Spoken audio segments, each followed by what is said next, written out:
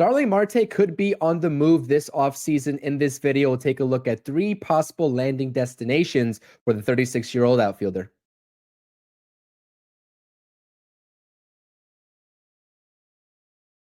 All right, Mets fans, welcome back to the True Mets Talk podcast. It's your boy CP, and we do have a latest report to talk about in relation to Starling Marte potentially being shopped by the New York Mets around the league. Before we get into this latest report and take a look at which teams might be in the running for a Marte trade, please do smash that thumbs up button on this video. If you enjoy the content, subscribe to the channel and comment your thoughts and opinions down below in the comments section. Let's have a discussion. Okay.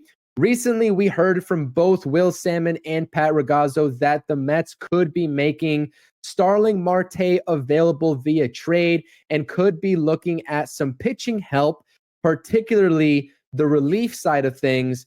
But in this video, I want to take a look at some teams around the league that could be in the running for Marte and what they would give up in return, as the Mets are looking for not only bullpen help, but also starting pitching.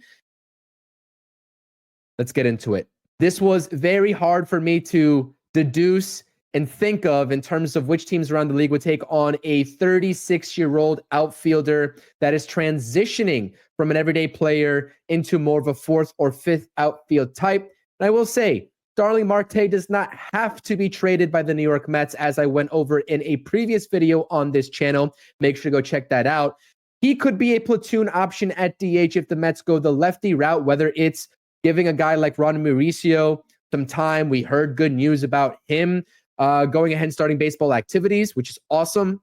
Whether it's going out and getting a bat, re-signing Jesse Winker, or getting the guy that I like the most on the free agent market besides Pete Alonso, and Jock Peterson as being a platoon DH.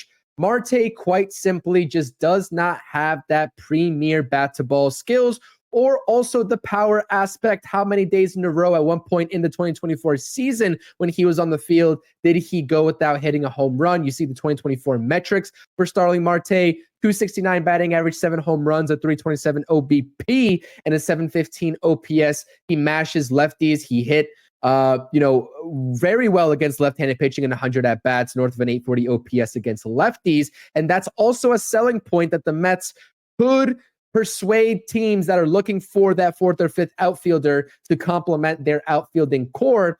Now, listen, the return is the biggest aspect that we want to maximize here as much as possible. We know Marte is due around $20 million in this final year of his Mets contract in 2025. What could the Mets get in return for an aging outfielder that is past his prime? Quite simply, now we're sitting here on December 12th, 2024, still looking at 2 possible additions into the rotation, one of which must be an ace type guy. In my humble opinion, yes, they can forego going down that route and signing a couple of mid-tier arms, but I think the presumption, in my honest opinion, is that the Mets need a top-line starter and also need some insurance in the back end of the rotation if they don't want to rely on a Paul Blackburn that has back issues and had back issues to end the 2024 season, as well as a Clay Holmes, as they are embarking on a new journey in trying to get him to become a starter, which won't happen overnight, and it won't happen after spring training. So if you want that rotation in the back end,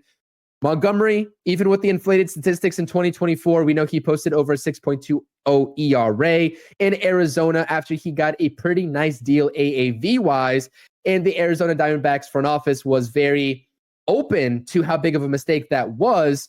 He carries a 22.5, just around $1 million cap hit for the 2025 season. And this would be a nice way to, again, get another arm in the rotation that has had success in previous years, has playoff experience with the Rangers, winning a World Series with them, and also knows how to pitch in New York as a starting pitcher 5 or 6. Which is the most that I am comfortable bringing him in to be. That is option 1, a trade with the Arizona Diamondbacks, as they are looking to presumably shed payroll.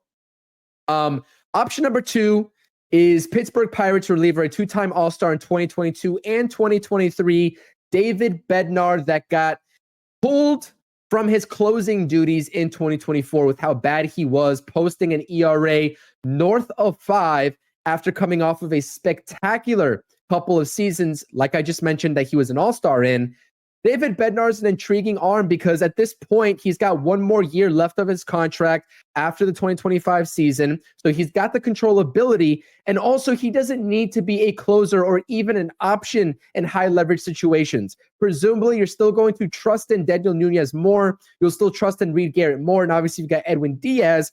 David Bednar on a presumed bounce back type of season, if the Mets were to go ahead and make this move, would be an awesome addition to be an option for the sixth inning alongside Jose Butto and have that flexibility for Mendoza, knowing that as soon as the starter's done, whether it's 4 1/3, 5 1/3 innings, you have a former two-time All-Star coming out of the pen and is as hungry as ever to have a bounce back year as he is approaching another payday in 2027 free agency. So that is option number 2. And by the way, I failed to mention in this video right now that I am ranking each of these options as most likely that I see happening to least likely. So the Bednar situation makes sense to me, not as much as a Jordan Montgomery move would be sending Marte to Arizona, but also Marte, who is a former Pittsburgh Pirate. We know that both of these teams, all three of them actually, are on the cusp of being fringe wildcard teams. The Diamondbacks probably a little bit further along in terms of serious contending ability than the other two teams. But again, Marte, who's a veteran, who is situationally, if you're going to use him situationally, a great option against left-handed pitching. I think each one of these teams that have relatively young cores could always use some experienced veteran presence. Okay, lastly is Alexis Diaz of the Cincinnati Reds. He is still very young. I believe he's somewhere between 26 to 27 years old, if I'm not mistaken. We all know he is the brother of Edwin Diaz. Also experienced a pretty down 2024 campaign following his 2023 All-Star appearance, in which he was absolutely electric. I know the Mets had some interest last offseason in Alexis Diaz, but couldn't get the job done. This is going to cost the Mets a lot more. And I will say, this is not going to be a one-for-one deal for the New York Mets as much as a trade for Bednar or maybe even a Montgomery could be.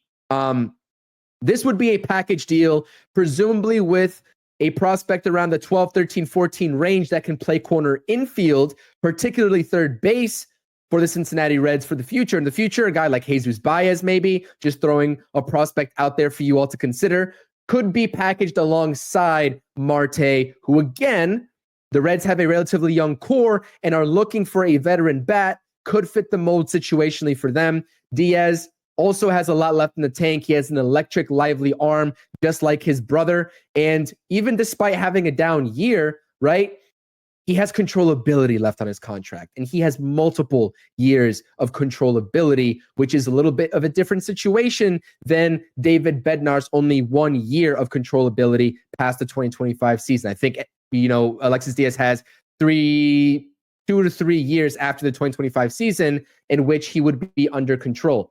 Again, more controllability, as you all know already, equals more return, and that's why this would not be a one-for-one deal. But again, situationally, we know the Mets, at least in the past, were interested. And if the Reds are content with their bullpen and they saw a down year from Alexis Diaz and they're looking to upgrade their offense, this could be the perfect situation. So this is what I have in mind. It was very hard, like I said, to find any teams that would be a fit to take on an aging Starling Marte. I'm appreciative of everything that Starling Marte has done for this organization. And I will leave you with this, Mets fans. It's not about the money that Starling Marte is owed in 2025. It's about the roster spot.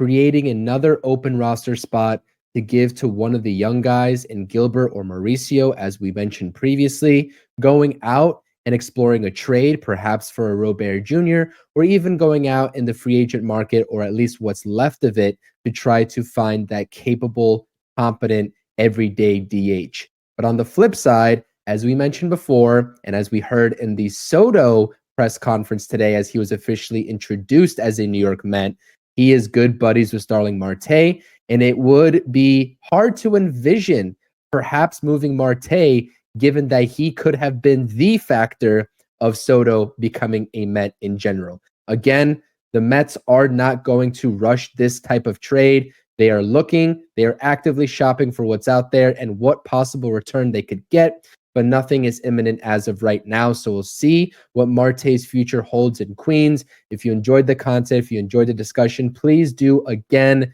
hit the thumbs up button. Make sure to subscribe to the channel and pay attention for all the future content coming up this offseason. We've got a lot more offseason left. No time to panic. A lot of moves coming. Let's go Mets. Peace. Thank you for watching the True Mets Talk podcast. Make sure you're tapping on that notifications button and checking out all the latest content on the channel. Thank you.